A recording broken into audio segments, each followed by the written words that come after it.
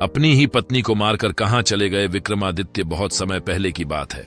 उज्जैन के राजा विक्रमादित्य अपने अद्भुत शासन, न्यायप्रियता और प्रजा हित के लिए पूरे विश्व में प्रसिद्ध थे। उनकी बुद्धिमत्ता और वीरता के किस्से दूर दूर तक फैले हुए थे। विक्रमादित्य की रानी सुंदरता की मिसाल थीं, परंतु उनके जीवन में एक ऐसा मोड़ आया जिसने उनके सुखी जीवन को एक भयावह दिशा में मोड़ दिया। एक रात जब रानी अपने महल में आराम कर रही थीं, अचानक उन्हें कुछ अजीब सा महसूस हुआ। उनका शरीर कांपने लगा और आंखों में एक भयावह चमक दिखाई देने लगी। धीरे धीरे उनके व्यवहार में बदलाव आने लगा। वो कभी शांत और गंभीर रहती तो कभी एकदम से विचलित हो जाती। राजा विक्रमादित्य ने यह सब देख चिंता में पड़ गए।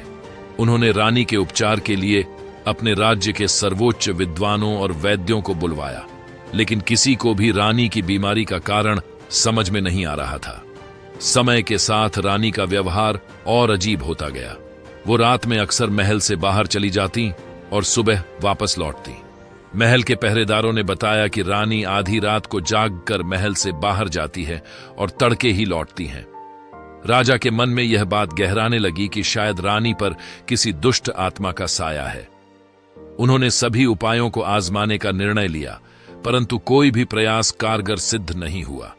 राजा अब असमंजस में थे कि क्या किया जाए।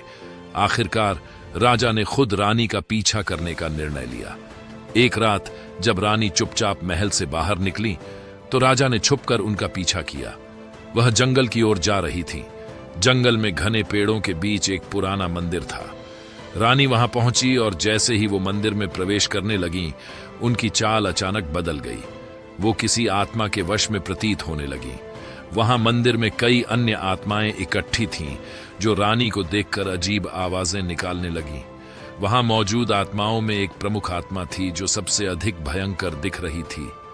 उस आत्मा ने राजा विक्रमादित्य को भी देख लिया और उसकी डरावनी हंसी सुनाई दी। आत्मा ने राजा को कहा, हे विक्रमादित्य, तुम्हारी रानी अब मेरे वश में है। अगर तुम उसे मुक्त करना चाहते हो तो तुम्हें अपनी पत्नी का वध करना होगा, वरना यह आत्मा उसके शरीर में हमेशा के लिए निवास करेगी। और यह आत्मा न केवल तुम्हारी रानी को बल्कि पूरे राज्य को भी बर्बाद कर देगी। राजा विक्रमादित्य एक कठिन धर्म संकट में पड़ गए। एक ओर उनकी प्रजा और राज्य की सुरक्षा का प्रश्न था और दूसरी ओर अपनी प्रिय पत्नी का जीवन। उनकी आंखों में आंसू आ गए, लेकिन राज्य की भलाई और प्रजा के भविष्य के लिए उन्होंने अपने मन को कठोर किया। उन्होंने भारी हृदय से यह निर्णय लिया कि राज्य और प्रजा की भलाई के लिए रानी का वध करना ही उचित होगा। उन्होंने रानी के पास जाकर अपनी तलवार उठाई और एक गहरे दुख के साथ उसकी आत्मा को मुक्त कर दिया। तलवार के वार से रानी का जीवन समाप्त हो गया और उसके शरीर में बसी आत्मा भी मुक्त हो गई। उस आत्मा ने क्रूरता से हंसते हुए कहा, तुमने अपने राज्य की रक्षा के लिए अपने प्रिय को खो दिया है, हे विक्रमादित्य, लेकिन तुम्हारे इस त्याग की कहानी हमेशा के लिए लोगों के हृदय में बसी रहेगी। रानी की मृत्यु के बाद राजा विक्रमादित्य टूट चुके थे। उन्होंने स्वयं को दोषी मान लिया और एकांतवास में चले गए। उन्होंने अपना राज्य अपने मंत्री को सौंप दिया और हिमालय की ओर प्रस्थान कर गए। वहां उन्होंने गहन तपस्या करने का निर्णय लिया ताकि अपने पापों का प्रायश्चित कर सकें। उनकी तपस्या कठोर और कष्टप्रद थी, परंतु उन्होंने अपने हृदय को कठोर बना लिया और संसार से दूर भगवान की शरण में समय बिताने लगे। राजा विक्रमादित्य की इस त्यागमयी गाथा ने पूरे राज्य को हिलाकर रख दिया। लोग उनकी महानता और त्याग की कहानी को हमेशा याद करते रहे। इस प्रकार राजा विक्रमादित्य अपनी ही पत्नी का वध कर एक ऐसे मार्ग पर निकल पड़े जहां न कोई सम्मान की चाह थी और न ही किसी प्रतिष्ठा की आवश्यकता।